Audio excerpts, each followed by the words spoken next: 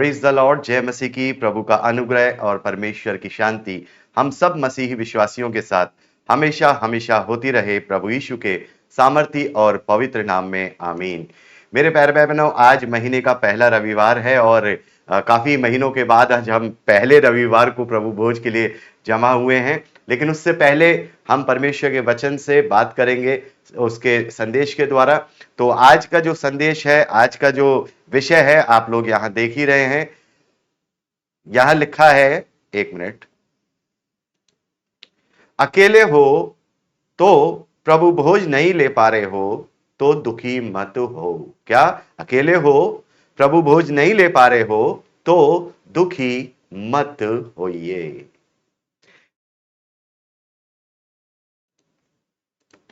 मेरे प्यारे भाई बहनों, कई बार विश्वासियों के जीवन में ऐसी परिस्थितियां आ जाती हैं जब वे अकेले होते हैं। जब वे अकेले होते हैं और उनके आसपास कोई कलीसिया नहीं होती, ऐसे स्थान में होते हैं जहां कोई कलीसिया नहीं होती, या जिस वो कलीसिया से जुड़े होते हैं वहां उनके भाई बहन नहीं होते हैं, या फिर उनका बपतिस्मा नहीं होता है।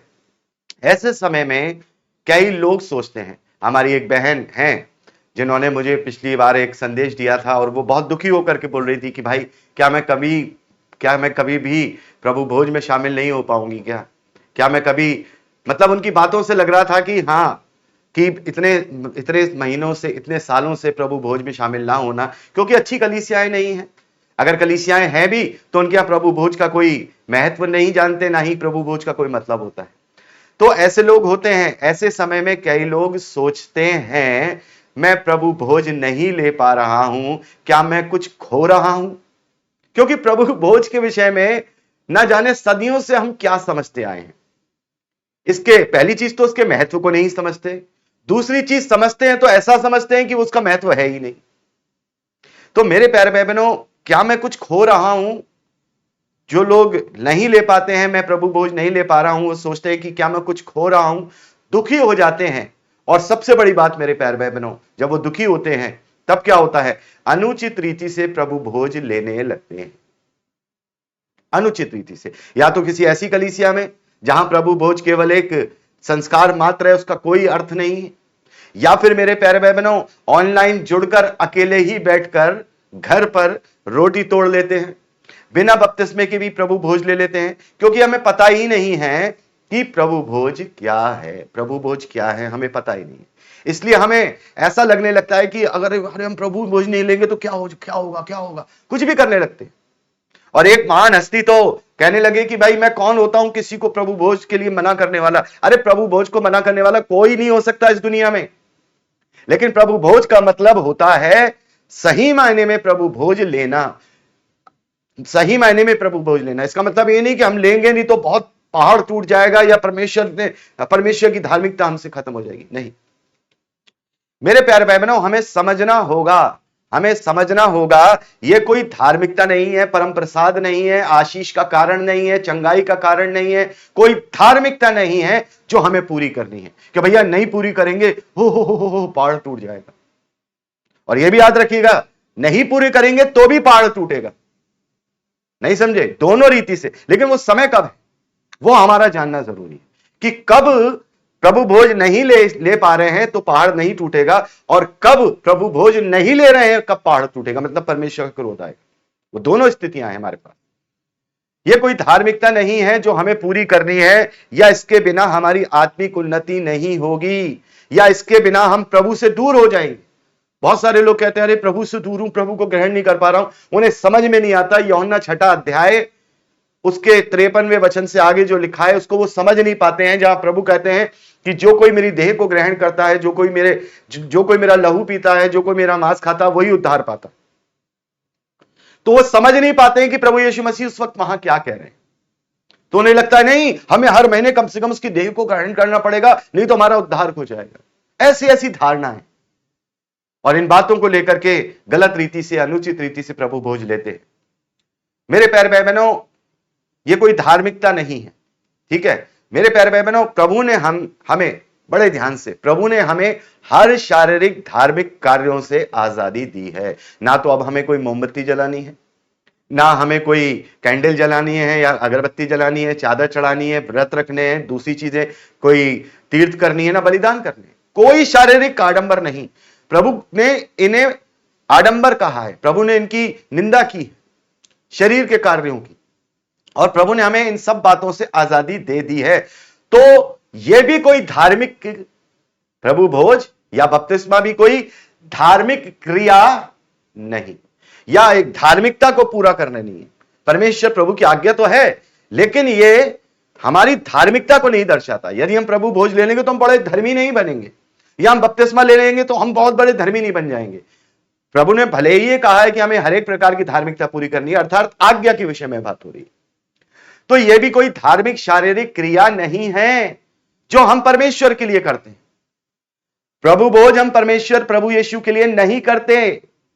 लिए का मतलब उसे प्रसन्न करने के लिए नहीं करते, ना ही बपतिस्मा हम प्रभु यीशु मसीह को प्रसन्न करने के लिए करते हैं, या हम परमेश्वर को प्रसन्न करने के लिए करते हैं, या सही सीधे शब्दों में कहूं धार्मिकता के लिए करते हैं। नहीं, ये कोई धार्मिक क्रिया नहीं। तो फिर क्या है? मैं हमेशा से कहता हूं कुछ बातें परमेश्वर की प्रसन्नता के लिए नहीं है, वरन हमारे लिए हैं। वह हमारे लिए है, परमेश्वर की इच्छा प्रसन्नता या धार्मिकता के लिए वो नहीं है। मतलब उन्हें करने से परमेश्वर प्रसन्न नहीं होता, लेकिन हम वो करते हैं, वो हमारे लिए हैं।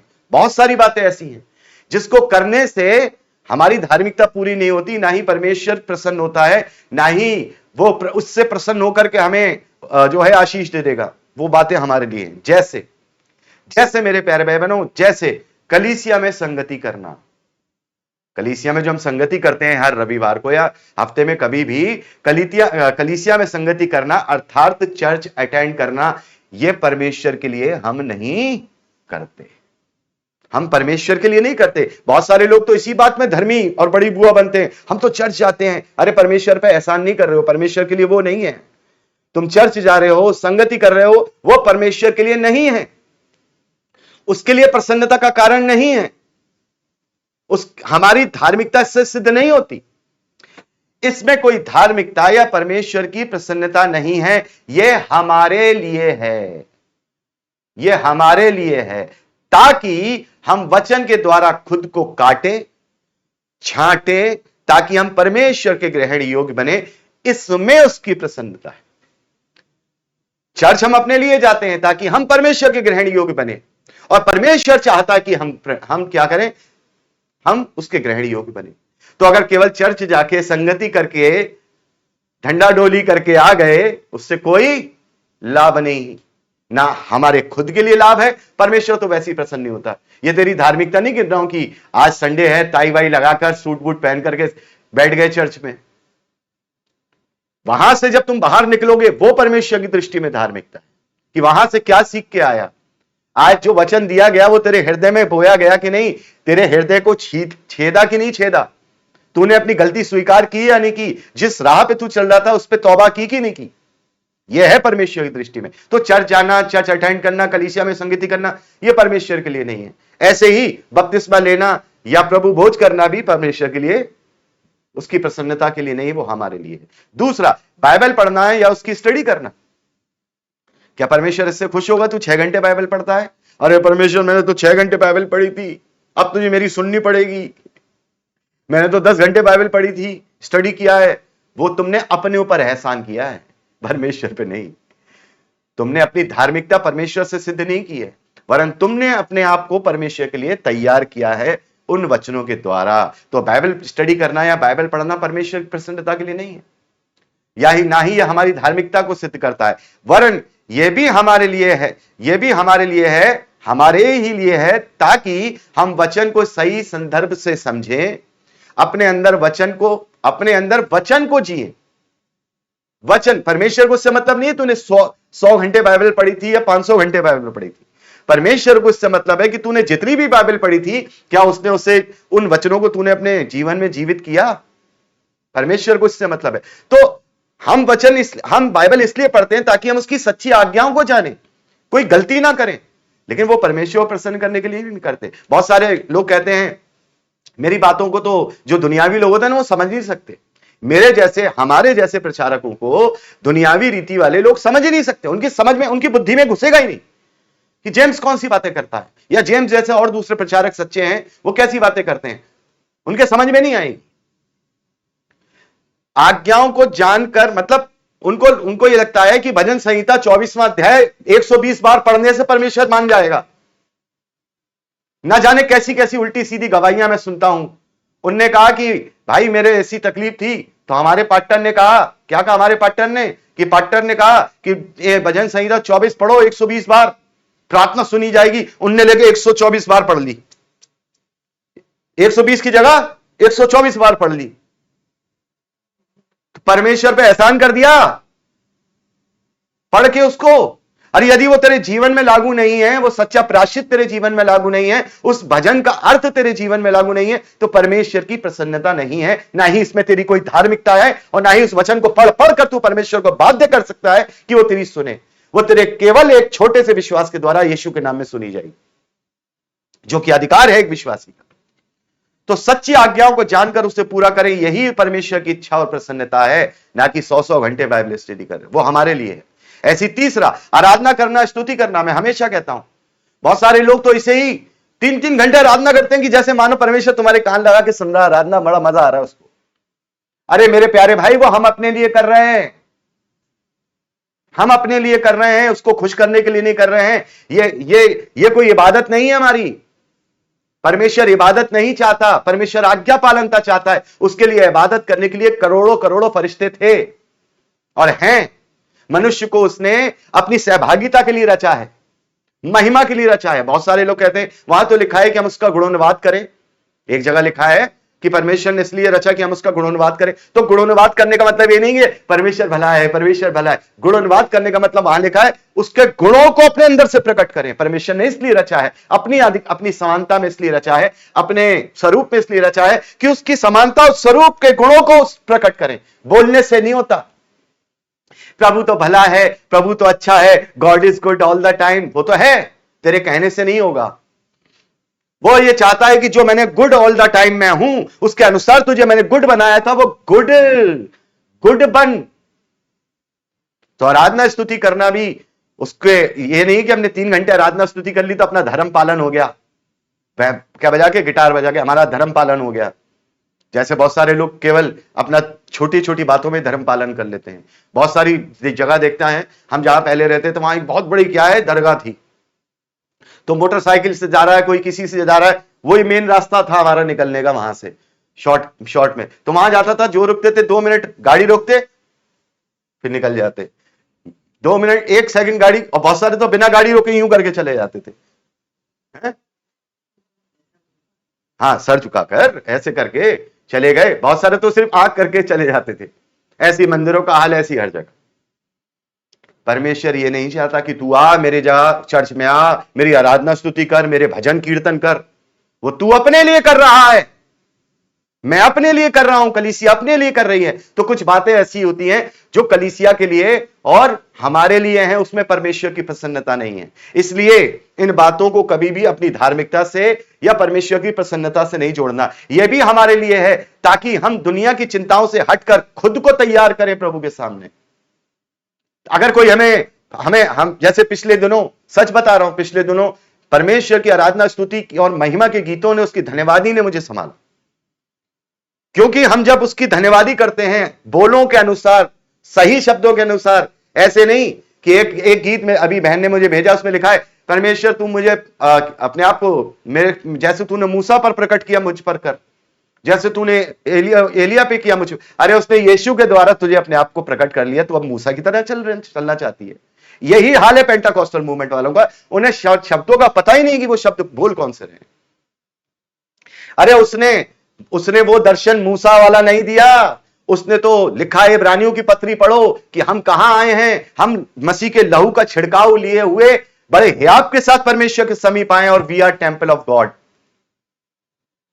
इसलिए आराधना स्तुति के गीतों के द्वारा जब हम गीत गाते हैं, ये अभी ये गीत है, बन के स्तुति आया हूं, उसका एक ही बोल, एक ही गीत का जो लाइन थी वो मेरे हृदय को छू गई, और मैं दोबारा से खड़ा हो गया। क्या? मुझ में ही, तुझ में ही मैं हूं और मुझ में तू बसा है, मेरा जीवन बस तू ही तू।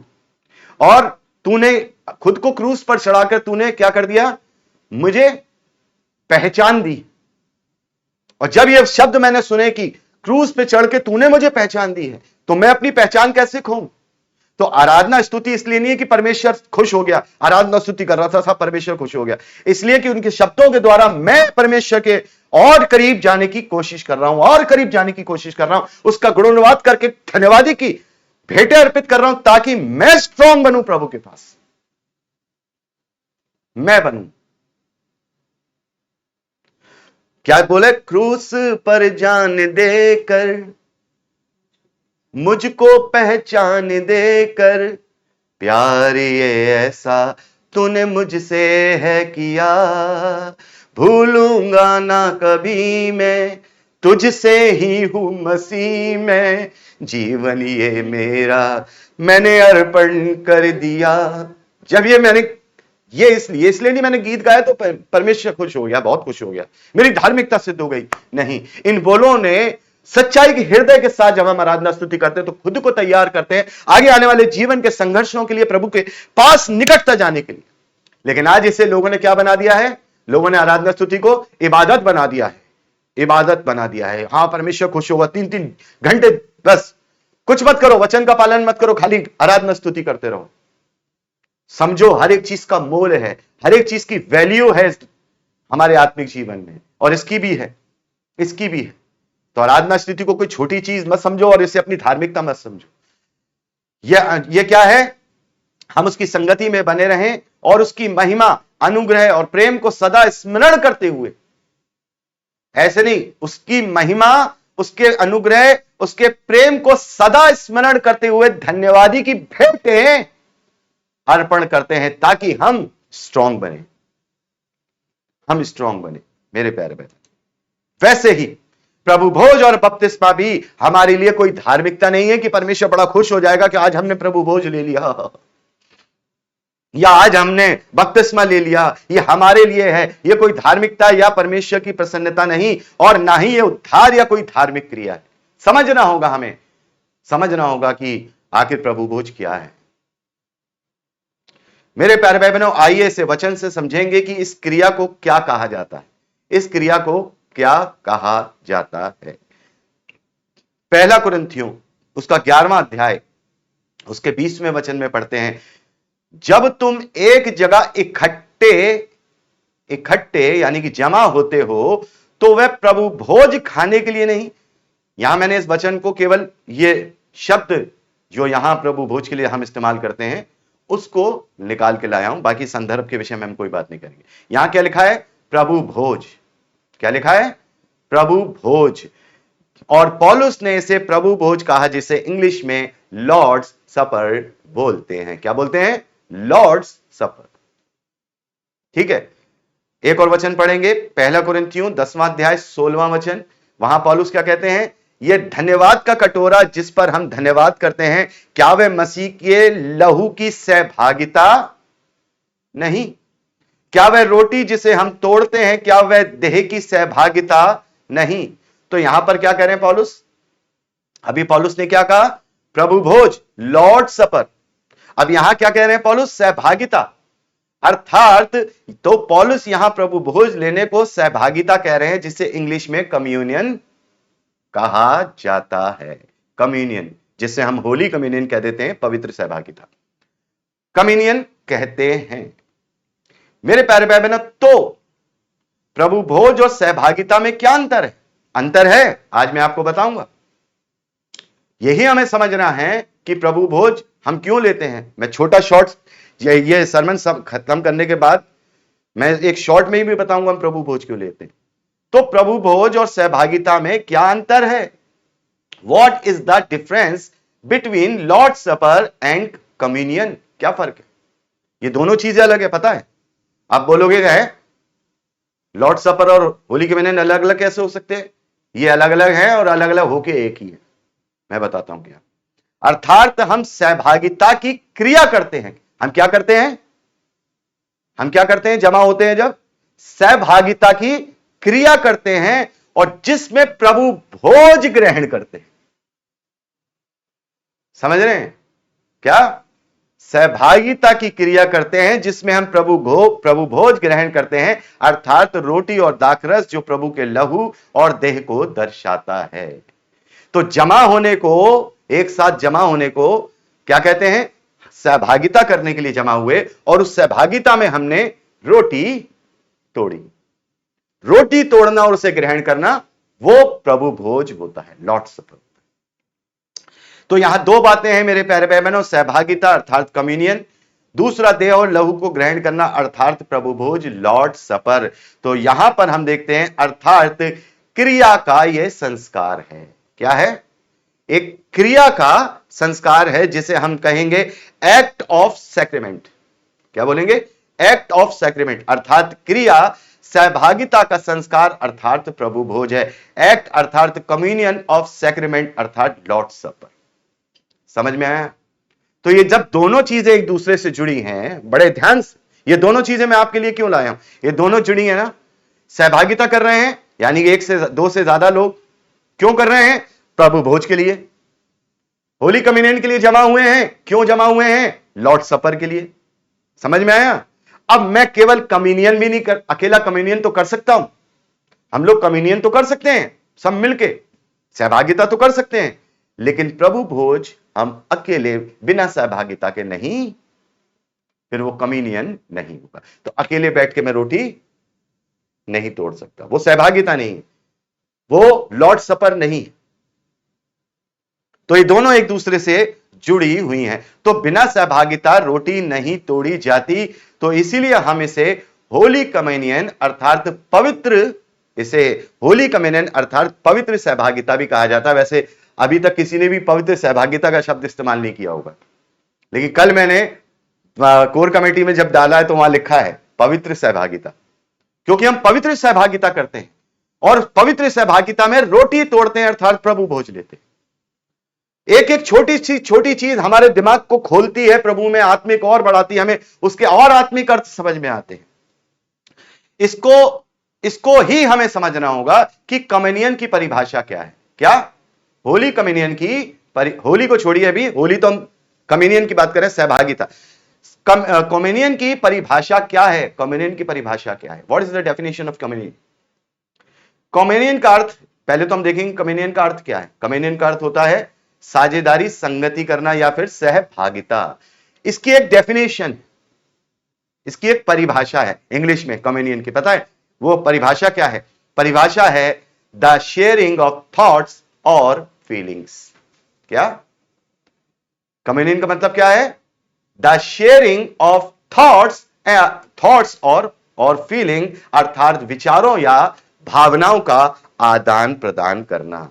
केवल ये नहीं है, कम्युनियन का मतलब ये नहीं होते हैं कि 10 लोग इकट्ठे हो गए, ठट्टा ठट्टा किया, हा हा ही की, या फिर प्रभु के लिए गीत गाए, और या फिर थोड़ा बहुत वचन से बात किया, बस हो गई सहभागिता, या रोटी तोड़ी और हो गया काम। कम्युनियन का मतलब होता है सहभागिता।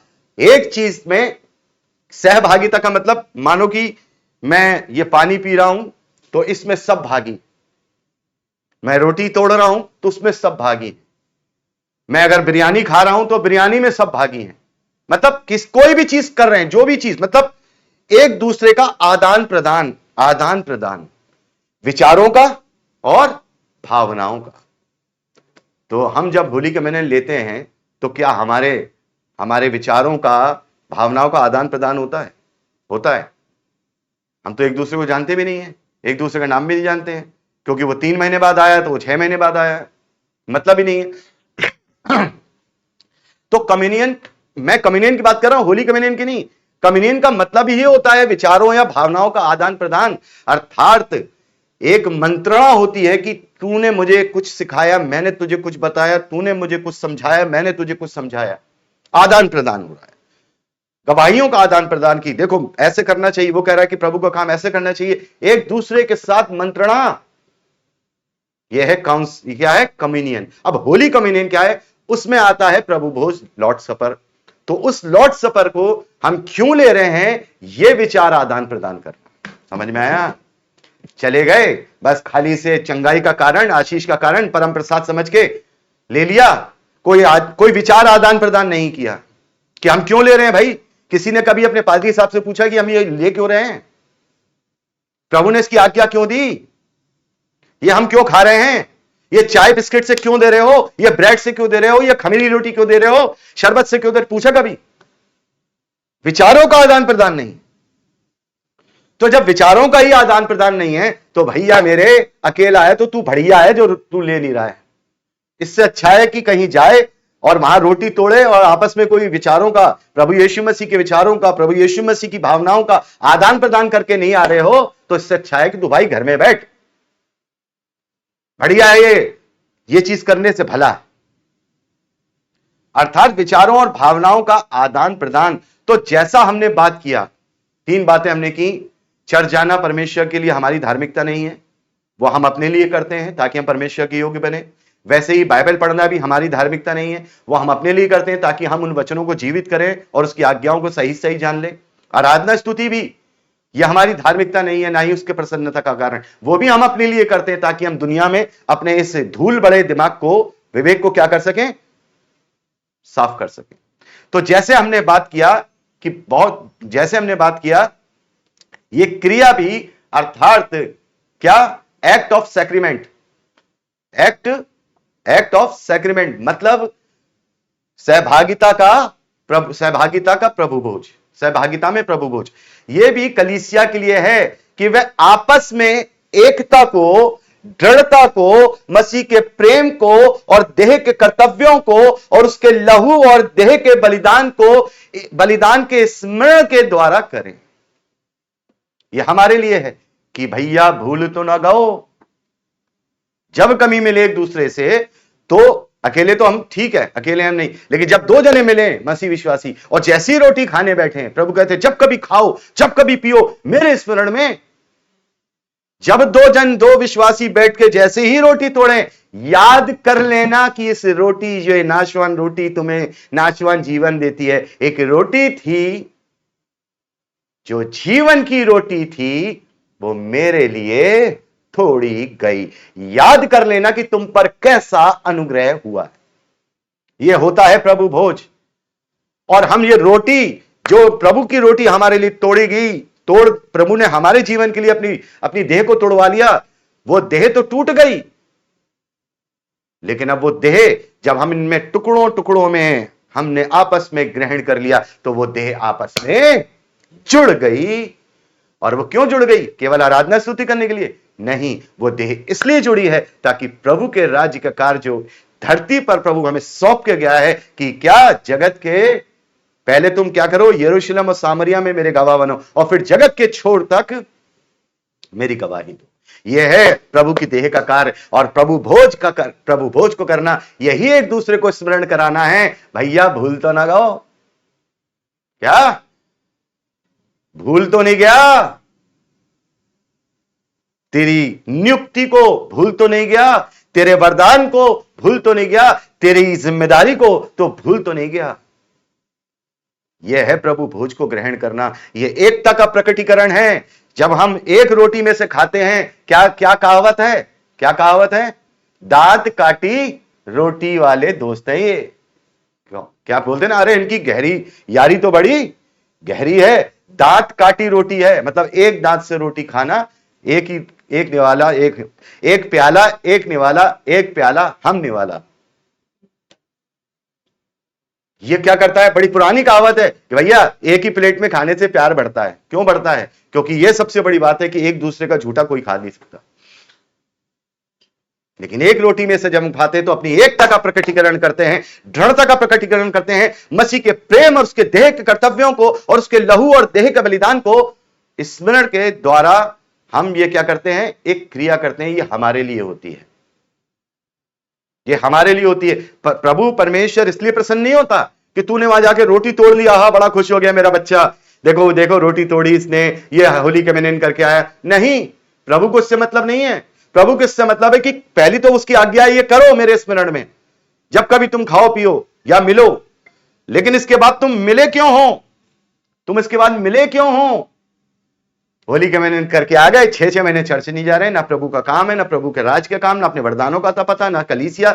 बस प्रभु के लिए वो अनुचित रीति है। याद याद रख लेना। इससे अच्छा तो ना ही उसमें भागी हो तो बढ़िया है, ठीक है। अगर उसके खाली होली का मैंने ले खाने के बाद उसने अपने धार्मिकता को पूरी कर लिया, नहीं। प्रभु का देखना होली कम्युनियन के बाद से शुरू होता है। लिखा है ना, एक कप, थोड़े कप बच जाते हैं, थोड़ी रोटी बच जाती है, तो फिर बाद में क्या अनाउंसमेंट होता है? बहुत सारी जगहों पे होता है, पर हमारे यहां तो होता है, बहुत सारी जगहों पे नहीं होता। क्या? जब कभी तुम इस रोटी से खाते और इस कटोरे में से पीते हो, तो जब तक प्रभु यीशु ना आए उसकी मृत्यु का प्रचार करते हो। बस केवल एक स्लोगन समझ के ऊपर से निकल गया। प्रभु भोज जब हम करते हैं तो ये स्मरण करते हैं कि हमें प्रभु के राज्य का कार्य करना है एकजुटता के साथ। जैसे इस रोटी को हमने एक साथ मिलकर के एक कर दिया, वैसे हम प्रभु के राज्य के कार्य को एकता के साथ पूरा करेंगे। ये होता है कमिटमेंट, ये होती है प्रतिबद्धता परमेश्वर के साथ। और उसके बाद रोटी खाकर तुम घर बैठ गए आके, एक दूसरे से मतलब ही नहीं है ना कलीसिया से, बस हाँ प्रभु भोज करके एहसान करके आ गए, तो सोच लो तुमने प्रभु की देह का अपमान किया है। इसमें प्रभु की कोई प्रसन्नता या धार्मिकता नहीं। ये हमारे लिए है कि हम याद रखें कि हम पर कैसा अनुग्रह हुआ है, और हम एक देह हैं, और एक दूसरे के साथ ये विचार और भावनाएं आदान प्रदान करें कि उसकी देह के कार्य क्या किए जाएं, ताकि अगर हमारे आपस में कोई मनमुटाव चल रहा है तो जब प्रभु की देह में शामिल हों तो आपस में गले लग के एक निवाला एक रोटी बन के अपने गिले शिकवे दूर करके अपने आप को छोटा और दीन करके सामने वाले का सम्मान करें, ताकि तभी तो देह जुड़ के कार्य करेगी। और कलीसिया में फूट होगी तो कैसे कार्य करेगी? आर्क बिशप से चिढ़ रहा है, बिशप जो है छोटे बिशप से चिढ़ रहा है, और छोटा बिशप जो है जो प्रेसबीटर है उससे चिढ़ रहा है, प्रेसबीटर जो है असिस्टेंट पास्टर से चिढ़ रहा है, असिस्टेंट पास्टर जो है जूनियर पास्टर से चिढ़ रहा है, जूनियर पास्टर जो डीकन होता है उससे चिढ़ रहा है। ये चल रही है कहानियां। ये परमेश्वर को प्रसन्न नहीं किया जाता। तो ऐसे ही कलीसिया के अंदर एक दूसरे से चिढ़ रहे हैं, अरे उसको देखो, अरे उसको देखो। अरे ऐसी ऐसी कलीसियाएं मैंने देखी हैं, वहां परमेश्वर के वचन को सुनने के बाद सबसे पहले उसी पास्टर की बुराई करते हुए 4 आदमी निकलते हैं। 4 आदमी उसी की बुराई, अरे ये पता नहीं कैसा पास्टर भेज दिया है हमारे डायसिस ने, ये है बोलना आता नहीं है इसको, ऐसे बात करते हैं। फिर बैठा क्यों था वहां? खुद बोल दे वहां जाकर के, नहीं मैं बोलना चाहता हूं। नहीं, ये तो प्रभु भोज के हाल है। अरे उसका घुटना टेढ़ा नहीं था तो उसकी घुटना सीधा नहीं था, ये बस देखते हैं वहां होली के मैंने कैसे लिया था। अरे उसने सुर करके ले लिया था कि उसने सिप करके ले लिया था, उसने रोटी को चबा लिया था कि उसने रोटी को नहीं चबाया था, बस बस बस हो गया, फिनिश। ऐसा करने वालों सोच लो कि तुम्हारी कोई धार्मिकता नहीं पूरी होती। ये इसलिए करते हैं ताकि हम ये याद करें, स्मरण करें कि हम पर कैसा अनुग्रह हुआ है। ये हमारी नहीं, जो मार मेरी थी वो स्मरण करें, जो कोड़े मेरे थे वो स्मरण करें, जो क्रूस की मृत्यु और वो जो तकलीफें थी, जिल्लत थी, वो मेरे था। क्या कहते हैं यशाया? यशाया यही तो कहते हैं, यशाया ने यही बोला।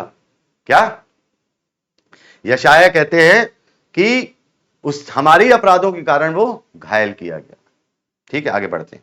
तो ये है, भावनाएं आदान प्रदान की जाए, भावनाएं आदान, विचार आपस में कि नहीं भाई यहां गलती हो गई, ये हो गया, प्रभु ने हमें एक होने के लिए, एक दूसरे को संभालने के लिए सहभागिता होती है। तो केवल रोटी खा लेने से या दाखरस पी लेने से प्रभु प्रसन्न नहीं होता। वह प्रसन्न होता है जब हम देह के प्रति अपने कर्तव्यों को पूरा करते हैं। ये सब बात मैं आप लोगों को क्यों बता रहा हूं, बहुत जरूरी।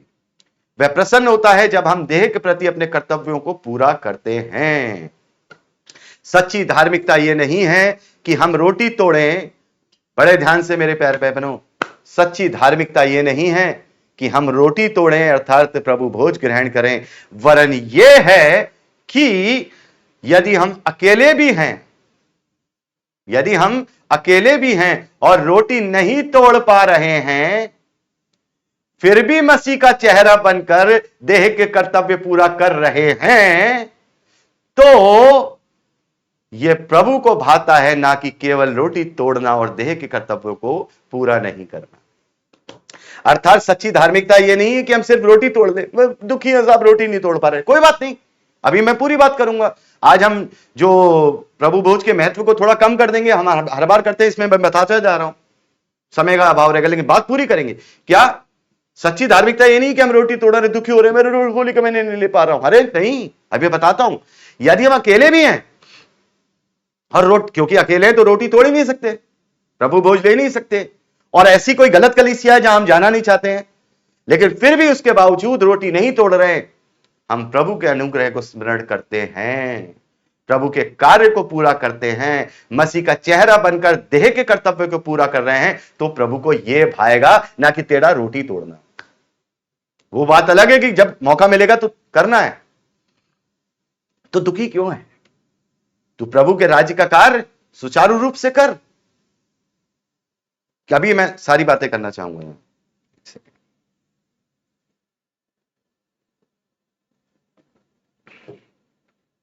सच्ची धार्मिकता ये नहीं है अकेले भी, यदि हम अकेले भी हैं हां करें तो उल्टा हो गया। तो यही प्रभु को भाता है, ना केवल रोटी तोड़ना और देह के कर्तव्यों को पूरा करना नहीं। ये नहीं कि रोटी तोड़ ली, पचासों, हजारों, सैकड़ों, करोड़ों, लाखों, सदियों से हर काल खंड में होली कम्युनियन लेते चले आ रहे हैं, तो क्या उनमें से सभी से प्रभु प्रसन्न है? नहीं। अभी मैं बताता हूं आपको। मेरे प्यारे भाई बहनों, यूहन्ना प्रभु के चेले हम सब जानते हैं, ना जाने कितने साल तक, मिनिमम 7 साल तो हैं जितना मैंने रिसर्च किया है, उससे भी ज्यादा 15-16 साल हो सकते हैं मिनिमम, ठीक है। मेरे प्यारे भाई बहनों, यूहन्ना प्रभु के चेले ना जाने कितने सालों तक पतमस टापू पर अकेले थे, अकेले थे, जहां रिविलेशन उन्हें मिला, प्रकाशित वाक्य मिला। कौन से टापू पर? पतमस टापू पर अकेले थे, जो कि प्रभु की गवाही देने, प्रभु के लिए उन्हें वहां पर भेजा गया था, ठीक है। अकेले थे, ना जाने कितने सालों तक अकेले थे। तो क्या वह दुखी थे? प्रभु बोझ नहीं ले पा रहा हूं प्रभु। क्या वो दुखी होंगे कि मैं प्रभु भोज नहीं ले पा रहा हूं? वो इन चीजों पे ध्यान नहीं दे रहे, तो उन्हें मालूम है कि मैं अकेला हूं, तो मेरा कर्तव्य नहीं है कि मैं प्रभु भोज लूं। अकेला हूं तो मेरा कर्तव्य है कि जितना मैं हो सके प्रभु के राज्य का कार्य करूं। इसके लिए नहीं अवश्य है कि क्या वे दुखी थे कि मैं प्रभु भोज नहीं ले पा रहा? नहीं, अवश्य है कि वे वहां भी प्रभु के कार्य कर रहे होंगे। गारंटी है कि वहां और जो कैदी वहां पर भेजे गए होंगे, उनके बीच में वो प्रचार कर रहे, बिना ये सोचे कि प्रभु भोज नहीं दिया, प्रचार कर रहे होंगे। मुझे और आपको अपना काम करते जाना है।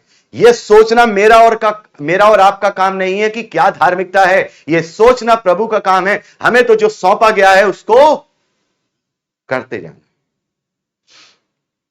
यदि हम पौलुस को देखें तो वह भी कई जगह अकेले थे, बहुत सारी जगहों पे वो गए साथ, कभी बरनबास के, कभी सिलास के, लेकिन बहुत सारी जगहों पे ऐसे थे वो अकेले थे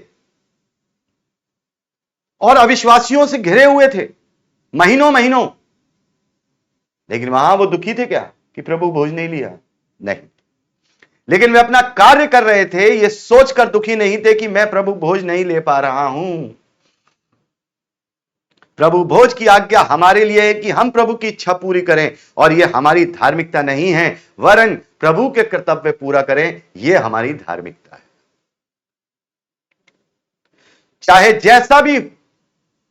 जैसा भी छोटा हो या माफ कीजिएगा बड़ा हो, फुल टाइम हो या पार्ट टाइम हो, चाहे कोई सेवा मिली ना हो, मतलब अगर आप अकेले हैं, कहीं भी हैं, वहां कोई विश्वासी नहीं है, कोई कुछ नहीं है, हो सकता है कि परमेश्वर ने आपको फुल टाइम के लिए चुना हो सकता है परमेश्वर ने आपको पार्ट टाइम के लिए चुना हो सकता है परमेश्वर ने आपको कलीसियाई सेवा की नियुक्ति ना दी हो।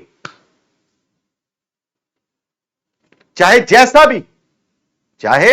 जैसा भी हमारी परिस्थिति है, चाहे जो हो, हमें उस पर ध्यान देना है। चाहे फुल टाइम हो तो हम दृढ़ता से कार्य करें, ये सोचे बगैर कि मैं प्रभु भोज नहीं ले पा रहा, मुझे कलीसिया नहीं मिल रही, मैं अपने लोगों के बीच में नहीं जा पा रहा, वो सब दूसरी चीज है। ना जाने कितने सालों तक, पता है, मैं और भावना मेन लाइन चर्च से, हम CNI से जुड़े थे, लेकिन कितने सालों से होली कम्युनियन नहीं लिया था, कितने सालों से होली कम्युनियन नहीं लिया था, नहीं जाते थे वहां। तो क्या कार्य नहीं किया उन दिनों, जब 4-5 साल, 6 साल, बल्कि 8-9 साल होली कम्युनियन नहीं लिया, तो क्या प्रभु के राज्य, उन्हीं सालों में सबसे ज्यादा प्रभु के राज्य का कार्य किया। क्योंकि मैं और भावना अकेले थे, कोई डिस्टर्बेंस नहीं था, अर्श भी छोटा था उस वक्त। फिर उसके बाद प्रभु ने मैं मौका दिया और ऐसा प्यारा परिवार और देह दी प्रभु की कि हमने सब ने मिलकर एक साथ होली कम्युनियन किया। वो सही मायने में होली कम्युनियन था। तो अगर फुल टाइम है तो दृढ़ता से करें, पार्ट टाइम है तो आनंद से करें, और यदि सेवा नहीं मिली है तो मसीह का चेहरा बन के अपना कर्तव्य पूरा करें। हालेलुया। और मसीह का चेहरा कैसे बनेंगे? उसका स्वभाव, उसका चरित्र, उसके गुणों को अपने उघाड़े चेहरे से दर्पण के समान प्रज्वलित, रिफ्लेक्टेड करना। यही सबसे बड़ा सुसमाचार का प्रचार है। होली कम्युनियन ले आए, चेहरे से दिखाई दे रहा पता नहीं कोई और, तुम्हारे चेहरे के आईने में दिखाई दे रहा कोई और, लेकिन होली कम्युनियन नहीं लिया, अकेले थे इस कारण से, या बपतिस्मा नहीं हुआ था, लेकिन चेहरे से प्रभु का तेजोमय प्रकाश फूट रहा है। यह प्रभु को ज्यादा चेहरा बनकर, कैसा भी दुख इस बात का मत करो कि प्रभु बोझ लिया है या नहीं लिया, चिंता इस बात की करो कि जो मुझे सौंपा गया है क्या मैं उसे पूरा कर रहा हूं। याद करो तोड़ों के दृष्टांत को। वो अमीर आदमी अपने 3 नौकरों को अलग अलग तोड़े देके गया था। मानो प्रभु भी हमें स्वर्गारोहण से पहले तोड़े देके गया है, किसी को 10, किसी को 5, किसी को 2। तो तूने और मैंने अपने तोड़ों का क्या किया? कहीं जमीन में तो गाड़ नहीं आया ये सोच के कि इस 2 का मैं क्या करूंगा। जिसे फुल टाइम सेवा मिली उसने तो सच्चाई के साथ प्रभु के राज्य के लिए कार्य किया, जिसे पार्ट टाइम सेवा मिली उसने भी बड़े आनंद के साथ कार्य किया, अरे मुझे सेवा मिली। लेकिन जिसको सेवा नहीं मिली उसने ये सोच करके अपने आप को ठंडा कर लिया, अरे मैं सेवा थोड़ी, गाड़ दिया तोड़ा जमीन में, गाड़ दिया तोड़ा जमीन में, ये सोच करके होली का मैंने तो ले नहीं पा रहा हूं। हर एक को परमेश्वर ने अलग अलग जिम्मेदारियां दी हैं, किसी को अकेले भी दी है, तो किसी को मिलकर दी है, तो किसी को कलीसिया के रूप में दी है, किसी को छोटे के रूप में दी है, तो किसी को बड़े के रूप में दी है, किसी को ऐसी जगह भेज दिया जहां की वो भाषा भी नहीं जानता अकेला, और किसी को ऐसी जगह भेज दिया कि घुसते ही मार दिया गया। अभी 2-3 साल पहले वो बच्चा जो अंडमान गया था, शहीद हो गया। याकूब सबसे पहले चेलों में सबसे पहले वध होने वाला था। यूहन्ना को 90 साल 95 साल जिंदगी दी। तो ये परमेश्वर का है कि किसको क्या दिया और कितना दिया, ये हमारे हाथ में नहीं है। हमें तो अपने तोड़ों को देखना है कि वो तोड़े कितने हैं मेरे पास। क्या मैंने उसे दुगना किया या जमीन में गाड़ के बैठ गया? क्या मैंने उन तोड़ों को दुगना किया? यह सोचना कि होली का मैंने नहीं ले पा रहा हूं, इससे ज्यादा चिंता यह करो कि क्या मैं प्रभु के लिए कर पा रहा हूं, क्या मैं प्रभु के लिए कर पा रहा हूं। तो तोड़ों के दृष्टांत को स्मरण करो कि हमें जितने भी तोड़े मिले हैं हम उनका क्या कर रहे हैं, हम उनका क्या कर रहे हैं। मेरे प्यारे भाई बहनों, जैसा प्रभु कहता है, प्रभु यीशु मसीह कहते हैं कि मेरे स्मरण के लिए यही किया करो। क्या कहते हैं प्रभु? मेरे स्मरण के लिए यही किया करो। और ये करने के बाद, एक स्वाभाविक रीति करने के बाद हम एक परमेश्वर के साथ कमिटमेंट कर देते हैं, दर्शा देते हैं कि प्रभु हम एक रोटी में, हम रोटी हैं, हम निवाला हैं, हम प्याला हैं। लेकिन प्रभु कहते हैं कि मेरे स्मरण में यही किया करो। तो जब हम मेरे प्यारे भाई बहनों, तो यदि मन से सच्ची स्मृति, यदि हमें मन में सच्ची स्मृति और विश्वास है, तो परमेश्वर उस भावना को देखता है, क्योंकि वो मनों को जांचने वाला है, क्योंकि वो मनों को जांचने वाला है। वो ये नहीं देखता कि तूने रोटी खाई थी या ना खाई थी, वो ये देखता है कि क्या तुझे स्मरण है कि तुझ पर कैसा अनुग्रह हुआ है। वो तो कलीसियाई रीति है, अलग चीज। व्यक्तिगत रूप से तू अगर किसी आदिवासी एरिया में, आदिवासी ये वाला आदिवासी नहीं, हमारे ये प्यारे भाई बहन जो इंडिया के अंदर है, ये तो मूल निवासी हैं, जो पुराने हैं। मेरा जो कहने का अर्थ है, जैसे कि जो सभ्यताएं नहीं, जंगल में जो लोग हैं वो वाला, वो उसको क्या बोलेंगे? वन मनुष्य बोलेंगे। आदिवासी का मतलब ये नहीं कि वो हुआ करने वाले। हमारे इंडिया के अंदर आदिवासी का जो अर्थ है वो है मूल निवासी, पुराने निवासी, आदि से रहने वाले, अधिकारी। ठीक है, तो वो लोग जो मान लो कि ऐसे जंगल में रह रहे हैं जहां हुआ करने वाले हैं, जिन्हें सभ्यता नहीं पता, जिन्हें कुछ नहीं पता, अकेला है वो वहां। वहां भी वो प्रभु के देह का स्मरण करता है, प्रभु के लहू का स्मरण करता है, और अपने कार्यों के लिए वो अगर अग्रसर है तो वो सबसे बड़ा कार्य है, क्योंकि परमेश्वर आपके शारीरिक आडंबर के कार्यों को नहीं, वरन आपके हृदय की भावनाओं को देखता है। ये उससे अच्छा है मेरे प्यारे भाई बहनों, ये उससे अच्छा है जो रोटी में सहभागी तो होते हैं लेकिन उसके कर्तव्य पूरे नहीं करते। ये उससे बेहतर है। बहुत से लोग कह रहे हैं अरे रोटी नहीं तोड़ी है बहुत दिनों से, उस कलीसिया में चले जाएं, उस कलीसिया में। अरे यार क्यों? जब सही रीति से, अनुचित रीति से वहां प्रभु भोज नहीं हो रहा तो वो कोई प्रसाद लेने जा रहे हो वहां पर? अपनी जिंदगी का उद्धार लेने जा रहे हो? क्या लेने जा रहे हो वहां? ये उद्धार से नहीं जुड़ा, प्रसाद से नहीं जुड़ा, आशीष से नहीं जुड़ा, चंगाई से नहीं जुड़ा, ये तुम्हारे कर्तव्य से जुड़ा है। यदि सही देह नहीं मिल रही, सही और सच्ची कलीसिया नहीं है, तो रोटी तोड़ना बेमतलब है। स्वयं से स्मरण करो, ऐसे हमारे साथ ऑनलाइन जुड़ के स्मरण कर लो। वो बड़ा है उससे कि हम रोटी तोड़े गलत जगह जाके, या अकेले तोड़े, या उससे हम दुखी हो कि हम तोड़ नहीं पा रहे। इब्रानियों की पत्री 13वां अध्याय मेरे प्यारे भाई बहनों, उसके 15वें और 16वें वचन में लिखा है इसलिए हम उसके द्वारा स्तुति रूपी बलिदान अर्थात उन होठों का फल जो उसके नाम का अंगीकार करते हैं परमेश्वर के लिए सर्वदा चढ़ाया करें। यह प्रभु को भाता है। प्रभु को अपनी निकटता भाती है, प्रभु को शारीरिक आडंबर नहीं भाते। सर्वदा चढ़ाए करें, पर भलाई करना और उदारता ना भूलो, परमेश्वर ऐसे बलिदानों से प्रसन्न होता है। यदि हम प्रभु भोज नहीं ले पा रहे हैं तो उससे दुखी मत होइए, वरन और अपने आप को तैयार कीजिए। क्या? उसके द्वारा मतलब हम क्या करें? स्तुति रूपी बलिदान अर्थात उन होठों का फल जो उसके नाम का अंगीकार करते हैं परमेश्वर के लिए सर्वदा चढ़ाए करें। धन्यवादी करते रहें। अपने आप को मसीह का आईना बना लें, अपने आप को मिरर बना लें, दर्पण बना लें, जिसमें प्रभु का तेजोमय प्रकाश हमारे खुले चेहरे से प्रकट होता है कि हम उसमें अंश अंश करके बदलते जाते हैं। यह बेटर है, ये बेटर है। परमेश्वर ऐसे बलिदानों से प्रसन्न होता है। तो यहां सवाल उठता है कि यदि प्रभु भोज लिए बिना ही हम प्रभु को प्रसन्न कर सकते हैं या उसके कार्य कर सकते हैं, तो फिर ये संस्कार जरूरी क्यों है?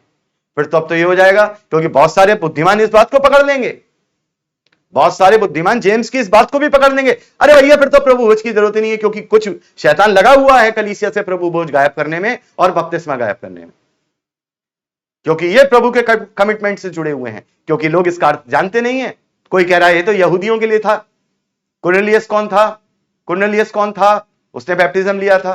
खैर मैं इसमें नहीं जाऊंगा, बड़ा अलग हो जाएगा, भटक जाऊंगा। तो प्रभु भोज लिए ये सवाल उठ रहा है कि यदि प्रभु भोज लिए बिना ही हम प्रभु को प्रसन्न कर सकते हैं या उसके कार्य को कर सकते हैं, तो फिर ये संस्कार जरूरी क्यों है? क्योंकि ये ही प्रभु की आज्ञा है। प्रभु की आज्ञा ये नहीं है कि रोज घर बैठ करके रोटी तोड़ना। प्रभु की यही आज्ञा है, जब कभी विश्वासी आपस में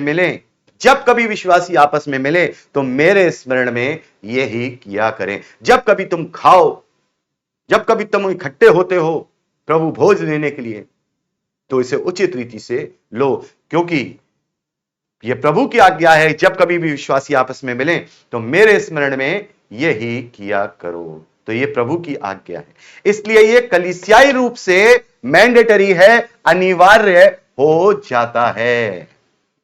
यदि कलीसिया है और कलीसिया जुटती है, दो विश्वासी एक दूसरे से मिलते हैं, तो जरूरी है कि वो होली कम्युनियन अर्थात पवित्र सहभागिता में रोटी तोड़े अर्थात प्रभु भोज ले। यह मैंडेटरी हो जाता है, यह अनिवार्य हो जाता है, क्योंकि प्रभु की आज्ञा है। लेकिन अगर हम पूरी जिंदगी अकेले हैं और हमें मौका नहीं मिल पा रहा, हमने प्रभु भोज नहीं लिया, तो वो भी हमारे लिए धार्मिकता नहीं है। क्योंकि प्रभु ने जैसा हमें जीवन दिया है वैसे ही हम जिएंगे और अपने कार्यों को पूरा करेंगे। तो यदि हम अकेले हैं और प्रभु भोज नहीं ले पा रहे हैं, तो कोई फर्क नहीं पड़ता हमारी आत्मिकता पे।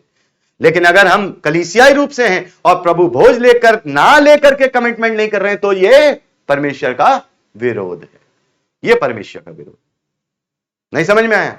अगर हम अकेले हैं और जिंदगी भर हमने प्रभु भोज नहीं लिया किसी भी तरीके से और अकेले थे, तो हमने कोई परमेश्वर के विरोध में कार्य नहीं किया। लेकिन अगर हम जोड़े में हैं, 2 से ज्यादा हैं, 2, 3, 10, 1000 हैं, और हम प्रभु भोज नहीं कर रहे हैं, तो फिर हम परमेश्वर का विरोध कर रहे हैं, क्योंकि ये मैंडेटरी है। ठीक है, क्योंकि ये कलीसिया क्यों मैंडेटरी है, अब ये भी सुन लीजिए। ये अनिवार्य क्यों किया है प्रभु ने? वो इसलिए किया है क्योंकि ये कलीसियाई प्रेम, बड़े ध्यान से, जो कि दिखाई ही नहीं देता, एकता तो बिल्कुल भी ना है, कि प्रतिबद्धता का तो मतलब ही आधे से ज्यादा नहीं जानते होंगे, कमिटमेंट।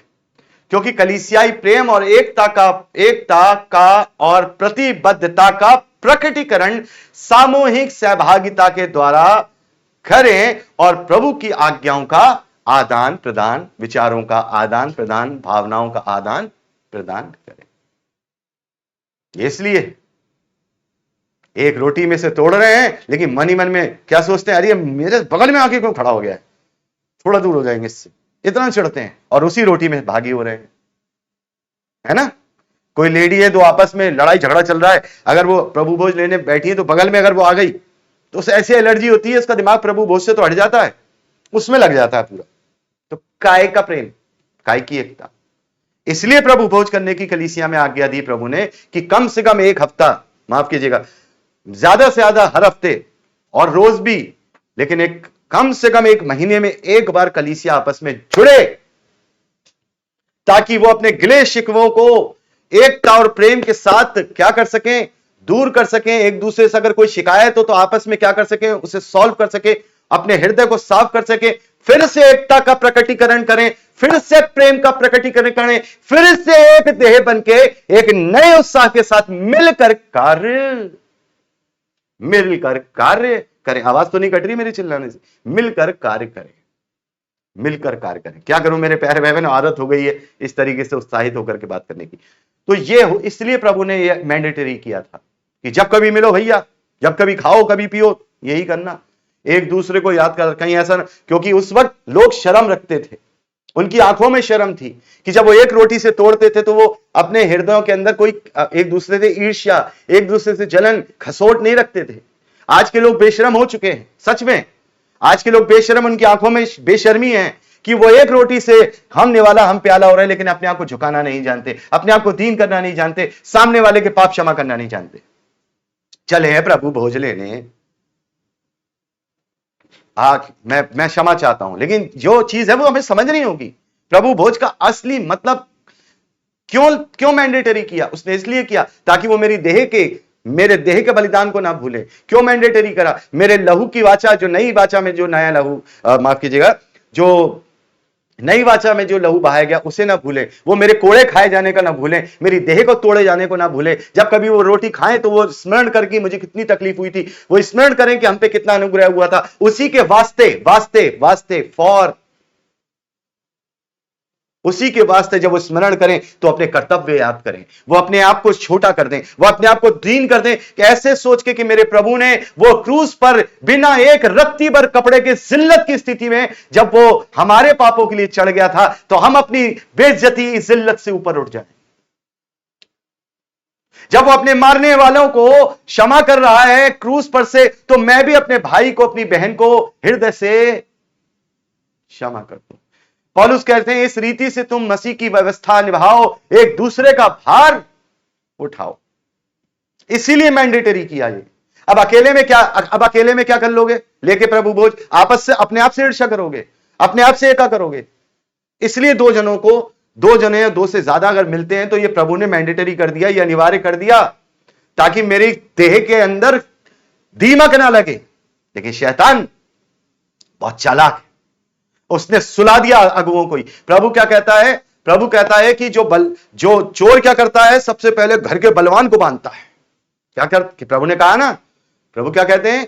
चोर जब चोरी करने जाता है तो घर के बलवान को बांध देता है ताकि वो चोरी कर सके। ऐसी ये चोट्टा शैतान, इसने क्या किया? बलवानों को, जो अगुवे थे, कलीसिया में बलवान कौन है? जो वचन ज्ञान रखते हैं, जो नियुक्तियां पाए हुए हैं, जो पद पाए हुए हैं, उनको रस्सियों से बांध दिया, मोटी मोटी नोटों की गड्डी वाली रस्सियों से बांध दिया, कस के यूं हाथ पैर, और कलीसिया भटक नहीं। कलीसिया भटक रही है, वो उसी में खुश हैं। लेकिन मेरे प्यारे भाई बहनों, पवित्र आत्मा, प्रभु यीशु, ये परमेश्वर का वादा था कि अंत के दिनों में मैं अपना आत्मा अपने बेटे और बेटियों पे उड़ेलूंगा। लेकिन अब वो वादा आजकल क्या बन गया है? वो तो ये था कि पवित्र आत्मा के द्वारा वो जो है प्रभु की शिक्षाओं को प्रस्तार करेंगे, लेकिन वो आत्मा का उंडेलना भी अलग चीज कर दिया आज पेंटाकोस्टल वर्ग ने। आत्मा का उंडेलना भी हो गया, अब बोल नहीं रहा बोल नहीं रहा। ठीक है, आज्ञाओं का आदान प्रदान करें, ये मैंडेटरी हो गया कि भाई ये बता कि मैंने वहां ट्रैक बांटा था, प्रभु भोज लेने जब हम सहभागिता करें तो विचारों का आदान प्रदान करें, वहां ट्रैक बांटा था तो ऐसा हुआ था, तूने कैसे बांटा था? देख मैंने ऐसे बांटा था। अच्छा तूने सुसमाचार कैसे सुनाया था? मैंने ऐसे सुनाया था। एक दूसरे को सिखाना, एक दूसरे को बताना, एक दूसरे को समझाना। अरे देख तू वहां चला जाना, मैं वहां चला जाऊंगा, अच्छा हम सब मिलकर के वहां जाएंगे, जैसे मुंबई की कलीसिया, हमारी झारखंड की कलीसिया, कैलकाटा की कलीसिया, दिल्ली की कलीसिया करती है। आज ये प्रभु भोज में जमा हुए हैं तो ऐसे नहीं हुए होंगे, ये अभी क्या करेंगे? ये मंत्रणा करेंगे आगे के, ये जितने भी 1 परिवार के सदस्य हैं, जो ये अलग अलग कलीसियाएं जो प्रभु ने ग्रुप बना के दे दी हैं, ये वहां केवल प्रभु भोज लेने नहीं आए हैं, वहां पर अभी क्या करेंगे? ये प्रेम भोज भी करेंगे, मतलब जो भी खाना वाना हुआ वो भी करेंगे, लेकिन ये मंत्रणा करेंगे आपस में कि अब क्या करना है, आगे मिलके क्या करना है, कहां ट्रैक बांटना है, कहां किसको सुसमाचार सुनाना है, कहां किसको अवेयरनेस करनी है, कहां किसी को झूठी शिक्षाओं से बचाना है। ये होती है प्रभु भोज लेने के लिए मैंडेटरी, इसलिए प्रभु ने किया, ये प्रभु ने अनिवार्य इसलिए किया है। अब अकेले में क्या करोगे? अकेले में तो अपने आप को ही मसीह का चेहरा बना लो। प्रभु ने जैसा जिसकी सेवा चुनी हम वैसा ही करते हैं। पौलुस कहते हैं मेरे प्यारे बहनों, रोमियो की पत्री 9वां अध्याय उसके 21वें वचन में, बड़े ध्यान से, क्या कुम्हार को मिट्टी पर अधिकार नहीं कि एक ही लौंदे में से एक बर्तन आदर के लिए और एक दूसरे को अनादर के लिए बनाए? अर्थात जब कुम्हार मिट्टी के बर्तन बनाता है तो क्या करता है? एक बर्तन क्या होता है? एक बर्तन गंदी जगह भी रख दिया जाता है, और एक बर्तन क्या हो जाता है? एक बर्तन किचन में रखा जाता है। उसी कुम्हार का एक बर्तन राजा के यहां रखा जाता है, उसी कुम्हार के यहां। देखिए यहां ये पौलुस क्यों कह रहे हैं? पौलुस यहां इसलिए कह रहे हैं कि परमेश्वर ने, मसीह प्रभु यीशु मसीह ने हम सब मसीह विश्वासियों को जो उसकी देह है, अब उसकी इच्छा है कि वो हमें कहां रखता है। हमें आदिवासियों, फिर मैं बोल रहा हूं मुझे क्षमा कीजिएगा, हमें वो वनवासियों के बीच में रख देता है, हमें बहुत बड़ी कलीसिया के बीच में रख देता है, हमें अकेला रखता है कहीं, हमें जो है बहुत ही खतरनाक जहां उत्पीड़न किया जाता है वहां रख देता है। हम उसके बर्तन हैं। बर्तन नहीं पूछ सकता कुम्हार से कि तूने मुझे ऐसा क्यों बनाया और यहां क्यों रखा। हालेलुया। किसी के ऊपर इतना उत्पीड़न हुआ जीवन भर कि उसको क्या किया गया? थॉमस के लिए कहा जाता है उसको चारों दिशाओं में चीर दिया गया, है ना। और याकूब के लिए कहा जाता है उसकी गर्दन को सर से धड़, और सबसे बुरी मृत्यु खोलते तेल में डाल देना। और क्या बोलते हैं, स्टीफन पथरवा करके मार दिया गया। तो परमेश्वर की इच्छा है वो हमें क्या रखता है, और वही यूहन्ना जो है 95 साल जिया। इसका अर्थ है कि परमेश्वर ने सभी को अलग अलग सेवा, स्थान और समय दिया है। किसी को कलीसिया दी है, किसी को ग्रुप दिया है, किसी को 4 दिए हैं, किसी को अकेला ही रखा है। तो इससे फर्क नहीं पड़ता कि हम प्रभु भोज ले रहे हैं नहीं ले रहे हैं, फर्क इससे पड़ता है कि हम अपनी सेवा को पूरी कर रहे हैं कि नहीं कर रहे हैं। उदाहरण के लिए याकूब, पतरस, यूहन्ना और पौलुस मैंने आपको बता दिया। याकूब सबसे पहले प्रभु के लिए वध हो गए। पतरस जो थे सबसे, जैसे बोल सकते हैं उम्र दराज उस वक्त थे, खैर इतने भी नहीं थे, 40-45 के रहे होंगे प्रभु के समय में, या 40 से नीचे के रहे होंगे, ठीक है। और यहां यूहन्ना ऐसे थे जो कि 95 साल तक जिए, अपनी खुद की जो स्वाभाविक मृत्यु है प्रभु में सोए। और पौलुस, इसको तो कहां से खींच के लाए प्रभु? पहले तो चेले फटकने भी नहीं देते आसपास। शुरुआत में चेले आसपास फटकने ही नहीं देते थे पौलुस को। भैया से दूर रहो, कौन है ये? ड्रामा तो नहीं कर रहे, नई चाल लेके तो नहीं आया है। लेकिन पौलुस ने अपने आप को सिद्ध किया अकेले। शुरुआत में तो उसने अपने आप को अकेले ही सिद्ध किया है, कोई उसका साथ नहीं था, कोई उसके पास होली कम्युनियन लेने वाला नहीं था। लेकिन जब उसने अपने आप को सिद्ध किया तो चेलों ने भी उसे गले लगाया। वही चेले थे जो उसकी सुनते थे। फिर उसका इतना भी हयाब हुआ कि वो पतरस को भी सिखाता था, पतरस को भी उसकी गलती गिना देता था कि पतरस तेरी यहां गलती हुई है। तो ये हमें पता लगता है इसलिए कुम्हार को मिट्टी पर अधिकार नहीं है कि इसलिए कुम्हार बर्तन कुम्हार से नहीं पूछ सकता कि तूने मुझे कैसी सेवा दी है। बस वो इतना कह सकता है कि प्रभु जैसी तूने मुझे सेवा दी है, जितने तोड़े तूने मुझे दिए हैं, मैं कोशिश करूंगा इन तोड़ों को दुगना करूं, इन तोड़ों को मैं दुगना करूं। चाहे अगर फुल टाइम सेवा दी है तो मैं दृढ़ता के साथ अकेला, जैसे मैंने बताया ना, भावना और मैं कोई नहीं थे, मैं और भावना अकेले सिर्फ लगे रहते थे काम में, कोई मिलने वाला नहीं, कोई जुलने वाला नहीं। एक बहन को हमने बुला भी लिया था, वो अपनी मर्जी से आई भी थी या जो भी था, वो भी चली गई छोड़ के 3 महीने में। फिर हम अकेले हो गए लिखा है, फिर हम अकेले हो गए, फिर हम अकेले हो गए। और फिर उसके बाद जो प्रभु ने, परमेश्वर धन्यवाद है, ऐसे ऐसे भाई बहन दिए हैं कि मन करता है कि बस जिंदगी में उनके साथ ही हमेशा रहता रहूं, हमेशा हमेशा रहता रहूं। वो भी वो हो ना हो, इच्छा तो जरूर है कि हम सब एक साथ रहें, लेकिन फिर भी परमेश्वर ये इच्छा मेरी कभी भी पूरी ना हो, यदि तो हमें हर अलग अलग क्षेत्रों में कार्य करवाना चाहता है। हम साल में एक बार मिले बेहतर है, लेकिन इससे की तरह काम छूट जाए वो मुझे पसंद, वो मुझे स्वीकार नहीं, वो हमें स्वीकार नहीं, 1 के परिवार के सदस्यों को स्वीकार नहीं। तो मेरे प्यारे भाई बहनों, यदि हम अकेले हैं तो दुखी नहीं है, दुखी मत होइए, क्योंकि ये कोई आत्मिक कमी नहीं है, ये कोई आत्मिक कमी नहीं है। प्रभु का चुनाव है कि उसने हमें कौन सी जगह से चुना है। ये कोई आत्मिक कमी नहीं है, क्योंकि प्रभु हृदय की संगति देखते हैं। किसकी संगति देखते हैं? हृदय की संगति देखते हैं। क्योंकि जब तक हम प्रभु के साथ प्रार्थना, बड़े ध्यान से, क्योंकि जब तक हम प्रभु के साथ प्रार्थना, वचन, विश्वास और देह के कर्तव्य में बने रहेंगे और तब तक हमारी आत्मिक संगति बनी रहेगी, भले ही एक भी विश्वासी का चेहरा हम पूरी जिंदगी ना देखने पाए। मसीह हमारे बीच में उपस्थित रहेंगे, पवित्र आत्मा की सहभागिता हमारे पास उपस्थित बनी रहेगी। यह प्रभु की इच्छा है कि जब हमें, अर्थात विश्वासियों की प्रभु की इच्छा है कि जब हमें विश्वासियों की भौतिक संगति भी मिलेगी, तब हम आनंद से प्रभु भोज भी लेंगे, जैसे हमने 8-9 साल 10 साल के बाद मैंने और भावना ने लिया, आनंद से लेंगे और सहभागिता भी करेंगे। और यदि हमारी अंतिम सांस तक भी ऐसा ना हो, यदि हमारी अंतिम सांस तक भी ऐसा ना हो, तो भी हम प्रभु की आत्मिक संगति, आनंद के साथ देह के कर्तव्य और मसीह जीवन में उन्नति करते जाएंगे। आमीन।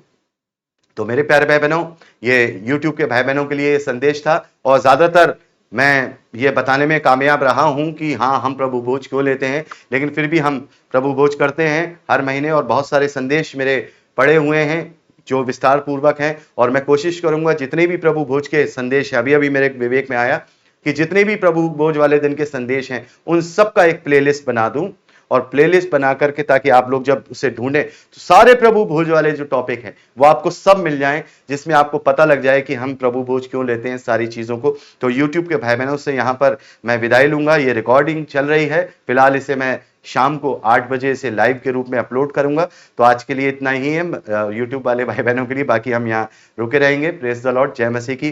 खुश रहिए, सुरक्षित रहिए, प्रभु यीशु मसीह में लिपटे रहिए।